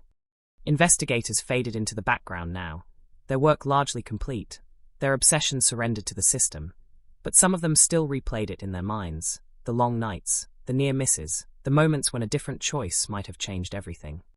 They understood better than anyone that the case had not ended so much as transformed, its mystery condensed rather than erased. The city absorbed the story the way it always did, briefly, intensely, then not at all, the blocks where it began indistinguishable from any other, carrying no marker of what had unfolded there. Yet for those who knew, who remembered, the air felt different in certain places, heavy with the knowledge that history did not announce itself, it waited to be recognized. Appeals were filed, arguments refined, the confession challenged and defended in equal measure, and through it all the truth remained stubbornly incomplete, shaped by a man who still chose his words carefully, who still left spaces where certainty should have been. Some questions were answered, yes, but others sharpened, pressing harder now that silence was no longer an excuse. What exactly happened after the door closed? How choice narrowed into inevitability? How a night could echo across decades without ever fully revealing itself? Those questions lingered not as obstacles to justice, but as reminders of its limits. In the end, the case settled into a new identity, no longer unsolved, no longer dormant, but permanently unsettled, a story that resisted a clean ending. And in that unsettled space, the true legacy of the cold case lived on, not just in records and rulings, but in the quiet understanding that some truths, once uncovered, did not bring peace, they demanded to be carried, heavy and unresolved, through whatever came next. Years later, long after the courtroom lights dimmed and the transcripts were boxed away, the case lingered in subtler ways, resurfacing without warning in conversations that had nothing to do with crime. A pause when someone mentioned the Lower East Side. A glance at a subway exit held a second too long. The city had absorbed the story, metabolized it, but traces remained, embedded in routines, in the way people measured trust against instinct. The suspect aged quietly within the system, his name losing its sharpness in public memory, even as it remained carved into official records. A man defined now by a single chapter he could never fully control. He gave interviews rarely, and when he did, he spoke in abstractions, about regret, about the burden of being misunderstood, never quite bridging the gap between acknowledgement and accountability. Those who listened heard what they wanted to hear, remorse or manipulation, and the debate persisted, unresolved, because ambiguity had always been the case's natural state. The family learned how to live alongside that ambiguity, how to carry answers that did not explain and justice that did not soothe, their grief evolving again into something steadier, but no less present. They stopped waiting for updates, stopped expecting finality, understanding at last that some stories did not end, they simply receded from view. Detectives who had worked the case retired fully now, their memories softening at the edges, but when asked about it, their voices still tightened, because it had shaped them, taught them what patience cost and what certainty demanded. In lectures and training sessions, the case was referenced obliquely, not as a triumph but as a warning, a reminder that resolution could arrive imperfectly and still matter. New technologies emerged, new cold cases thawed, names pulled from obscurity with startling clarity, and inevitably the question arose, what if this had existed then? What if timing had been different? There was no answer to that, only the quiet recognition that justice was often bound by the error that sought it. On anniversaries, no one announced anymore. The city moved as it always had, relentless and loud, but in quieter corners, memory surfaced, unprompted, carried by people who had been there, who had watched candles burn down to wax on concrete. The story lived on not as a headline or a cautionary tale, but as a shared understanding, that beneath the noise of everyday life, there were nights that never fully passed. The cold case had cracked, yes, but its echo endured, a low, persistent reminder that truth, once spoken, did not erase the dark, it merely illuminated how much of it remained. In the end, what remained was not the confession or the verdict or the headlines that once flared so brightly, but a quieter residue that settled into the spaces between certainty and doubt. The case became something people referenced without details, a shorthand for how long a night could last when it refused to end, how a single decision could ripple outward across decades without ever fully revealing its shape. The family learned to mark time without milestones, understanding that the moment of resolution everyone imagined had already passed them by, replaced instead by a long, uneven acceptance that came and went in waves. They spoke her name less in public now, not because it hurt less, but because it had become something private again, reclaimed from the machinery that had turned it into evidence and argument. In the city, new generations walked the same streets unaware of what had unfolded there, their lives untouched by the shadows that once felt inescapable, and that indifference carried its own strange comfort, proof that the world did not stop, even when it should have. Occasionally, a documentary crew or a writer would reach out, seeking to retell the story, to frame it neatly as a victory or a tragedy, and the answers they received were careful, restrained, because those closest to it understood how easily truth became performance.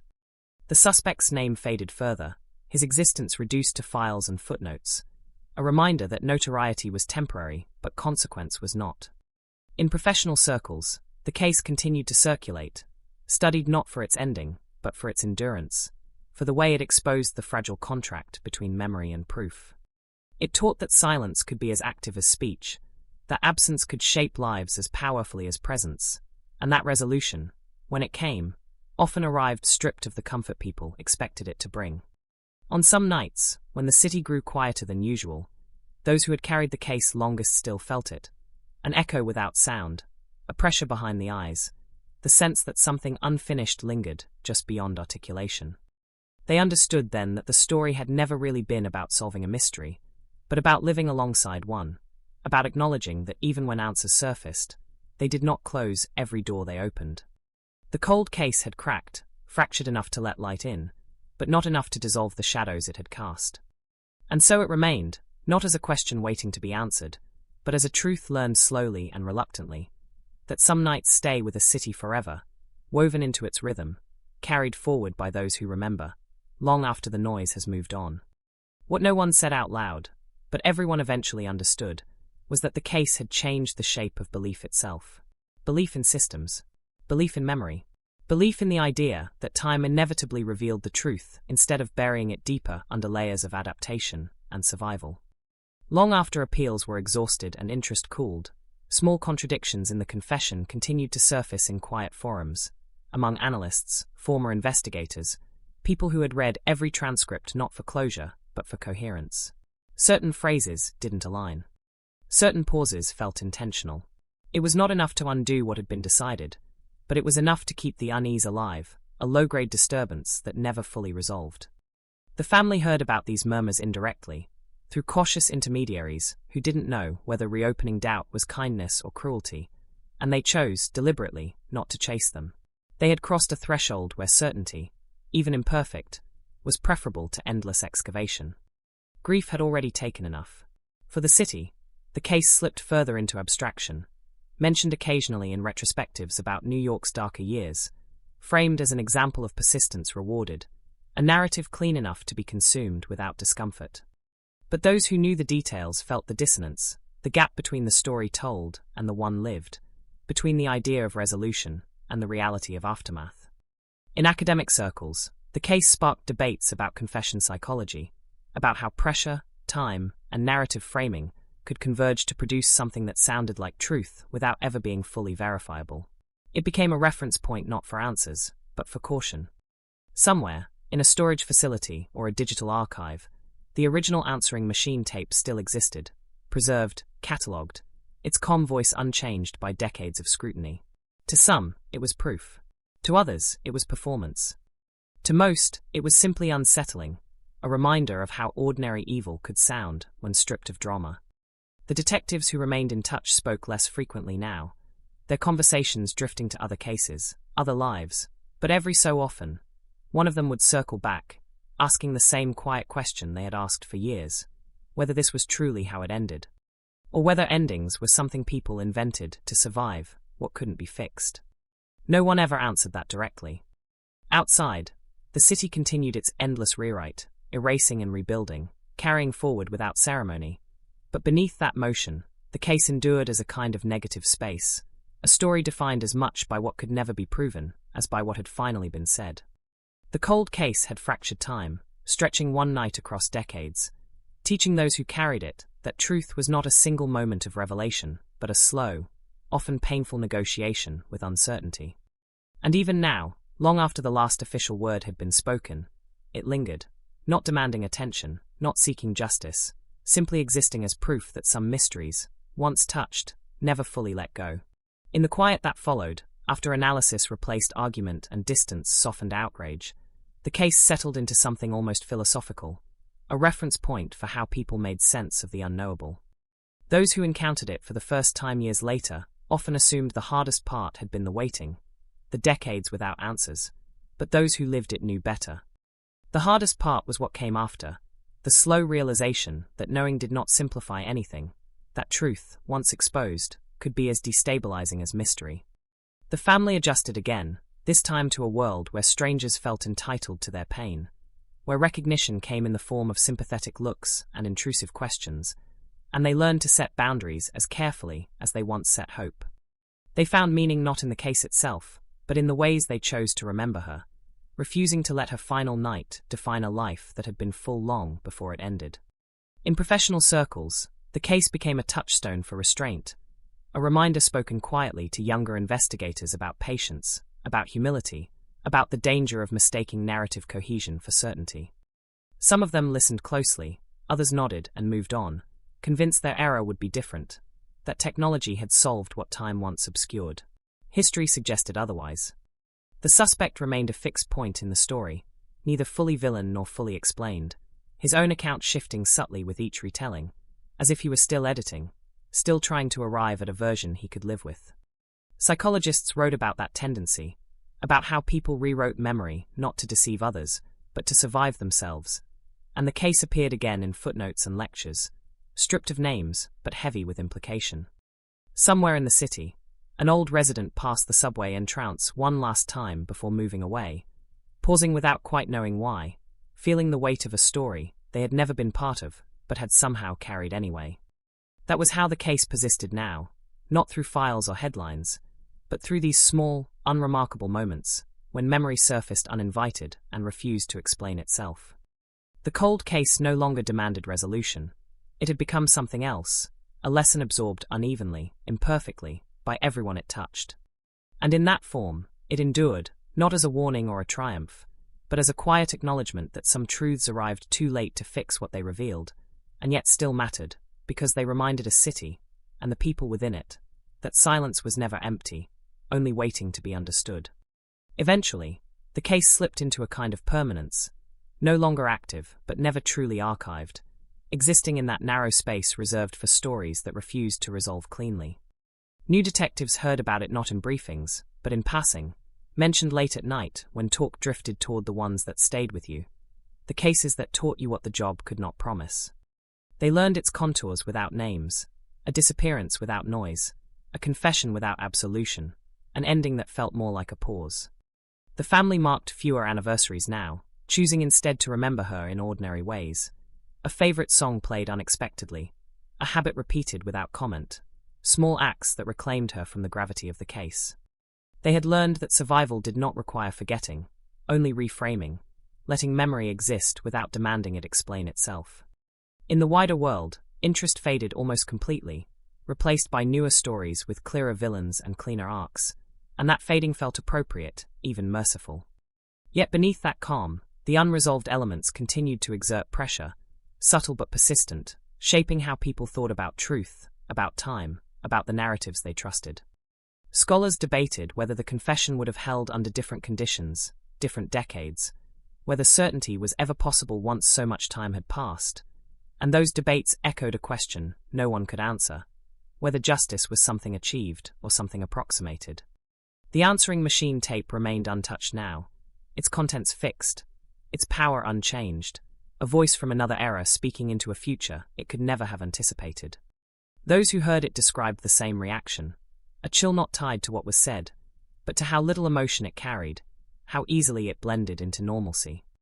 That, more than anything, lingered, the understanding that horror did not always announce itself, that sometimes it arrived calmly, politely, asking only to be let in. The city absorbed that lesson without ceremony, folding it into its collective instinct, the unspoken rules people followed without knowing why. And so the case lived on, not as an open wound, not as a solved puzzle, but as a quiet distortion in the fabric of memory, a reminder that some nights never fully receded into the past. They stayed present in subtle ways, shaping choices, sharpening instincts, teaching caution without explanation. The cold case no longer demanded answers. It had become one, offering no comfort, only recognition, that truth was fragile, time was ruthless, and understanding often arrived long after it could change anything at all. In the years that followed, the case began to function less like a story and more like a shadow, lengthening or shrinking depending on the light cast upon it.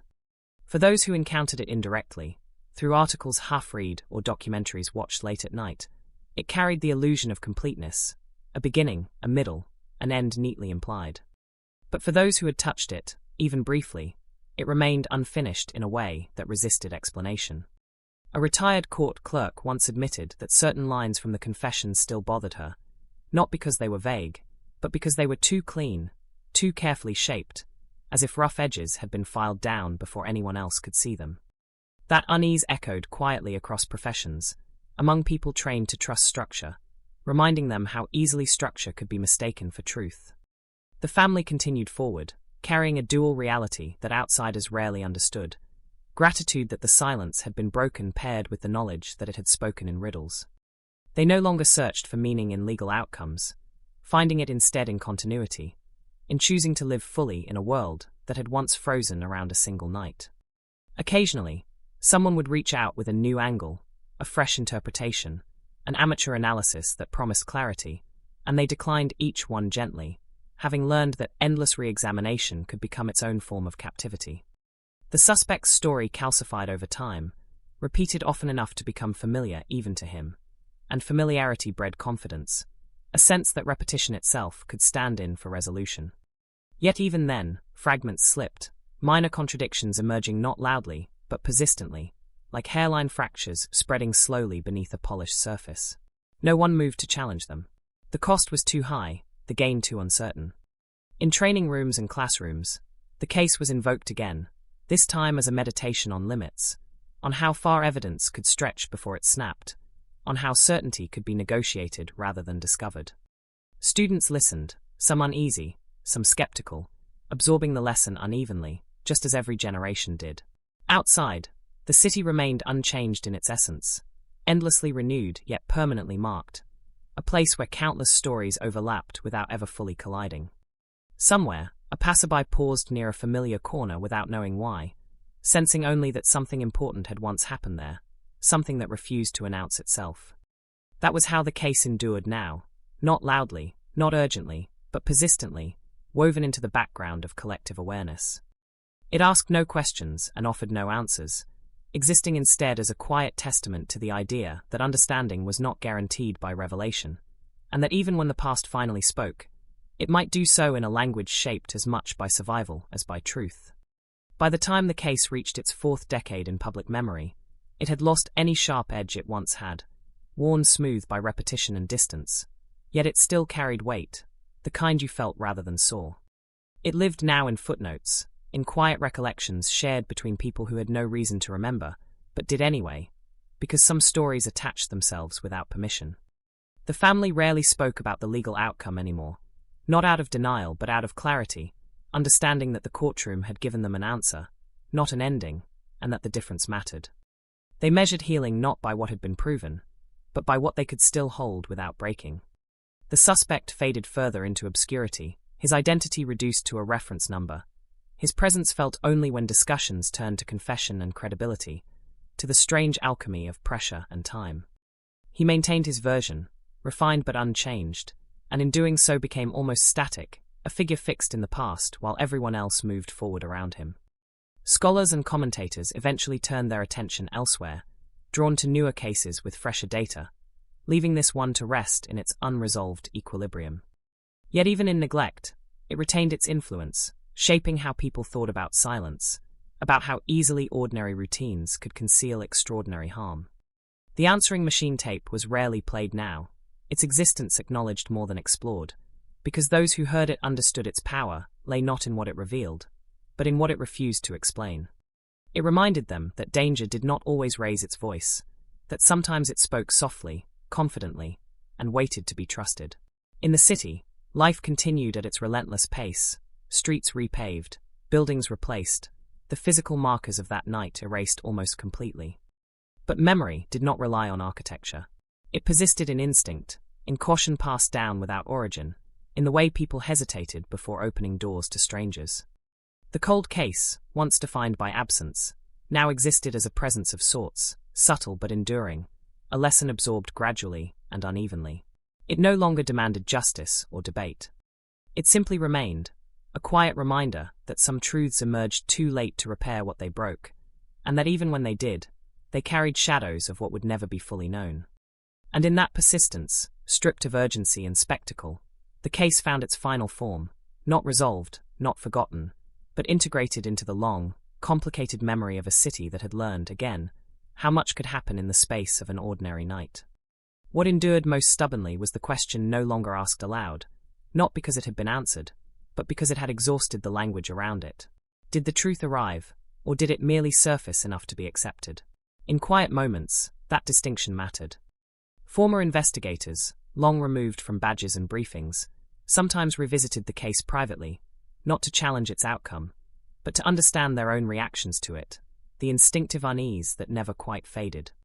They recognized it as something learned over time, the awareness that resolution could be procedural without being complete, that a narrative could close while meaning remained open. The family reached a similar understanding from a different direction, discovering that peace was not something delivered by courts or confessions, but something assembled slowly, from choice and habit, from the decision to keep living forward even when the past resisted being set down. They stopped measuring progress by distance from that night, and began measuring it by presence in the days that followed, finding quiet strength in continuity rather than answers. The city reflected that same paradox, endlessly renewing itself while carrying every version it had ever been, layers of history stacked without hierarchy, some remembered, most not. Somewhere beneath the noise and light, the case remained embedded, not as a caution shouted from rooftops, but as a pressure felt in subtle ways, a tightening in the chest when stories sounded too neat, too resolved. In classrooms and conversations, the case was referenced less frequently now, but when it carried a different tone, not urgency but gravity, a reminder that certainty was not a guarantee of understanding. People listened differently to confessions, to narratives that arrived late and fully formed, aware now of how time shaped truth as much as evidence did. The answering machine tape, still preserved, still unchanged, came to represent that lesson more than any testimony ever could, its calm voice a symbol of how little chaos was required to alter a life forever. No one expected new revelations anymore, and that acceptance marked the final transition, from investigation to memory, from pursuit to acknowledgement. The cold case had completed its last transformation, no longer a mystery demanding resolution, but a story absorbed into the collective sense of what could happen, of how fragile the boundary was between ordinary nights and irreversible ones. And in that absorption, quiet and unannounced, it reached its true ending, not with certainty, not with comfort, but with the understanding that some truths did not conclude stories, they simply taught people how to carry them. At a certain point, the case stopped belonging to any one person and became something shared in fragments, carried differently by everyone who brushed against it. It surfaced unexpectedly, in a line of dialogue from a crime show that felt uncomfortably familiar, in a headline about another disappearance that echoed too closely, in the pause before someone said, "It reminds me of that one in New York." The comparison was never exact, never fair, but it spoke to the way this story had imprinted itself, a reference point for unease rather than detail. The family noticed this shift most clearly, realizing that her name now traveled without context, detached from the life it once represented, and they chose carefully when to intervene, when to let the story pass without correction. They understood now that memory, once public, followed its own logic. The system moved on as well, files archived deeper, evidence preserved more out of obligation than expectation, because the machinery of justice was built to advance, not to linger. Still, every so often, a request would surface, a researcher, a student, someone convinced there was a new angle worth exploring, and each time the answer was the same, measured and kind, that nothing more was coming. That answer was not resignation, but recognition. Those who had worked the case felt it too, a settling, the sense that pursuit had reached its natural limit, that further pressure would only distort what remained. They spoke less about what might have been missed and more about what had been learned, how patience could coexist with doubt, how commitment did not guarantee clarity. In that reframing, the case found a quieter dignity, no longer defined by its failure to resolve cleanly, but by its refusal to be simplified. The city absorbed this lesson without ever naming it, folding it into the countless others it carried, an instinctive wariness, a respect for the unknowable. People still moved quickly, still trusted freely, but somewhere beneath that motion lived a recognition that certainty was often constructed after the fact. The answering machine tape remained untouched, its existence enough, its content secondary to what it symbolized, the ordinariness of the moment that preceded everything. And so the case continued, not advancing, not retreating, simply existing in its final form, a story that no longer sought an ending. It had become a presence rather than a question, a quiet acknowledgement that even when truth emerged, it did not arrive whole, and that learning to live with what remained unsaid was sometimes the last, hardest part of understanding. What lingered longest was not the crime itself, but the way it recalibrated attention, the subtle shift in how people listened to silence afterward. The case taught a generation of investigators, journalists, and ordinary citizens that absence could be active, that what wasn't said often carried more weight than what was. Long after the last procedural step had been taken, the last appeal noted and dismissed, conversations still drifted back to it in moments of uncertainty, when someone wondered aloud whether a story made sense, or whether it simply sounded complete enough to accept.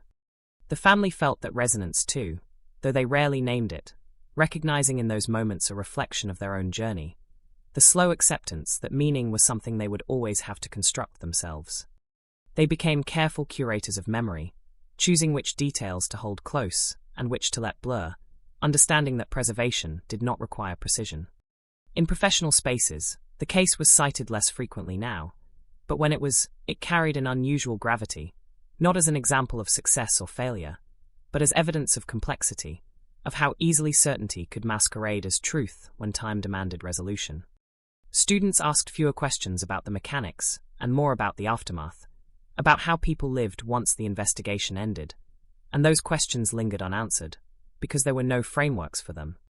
The suspect's presence faded almost entirely, his relevance confined to the margins of discourse, a reminder that even central figures could become peripheral once the narrative moved beyond them.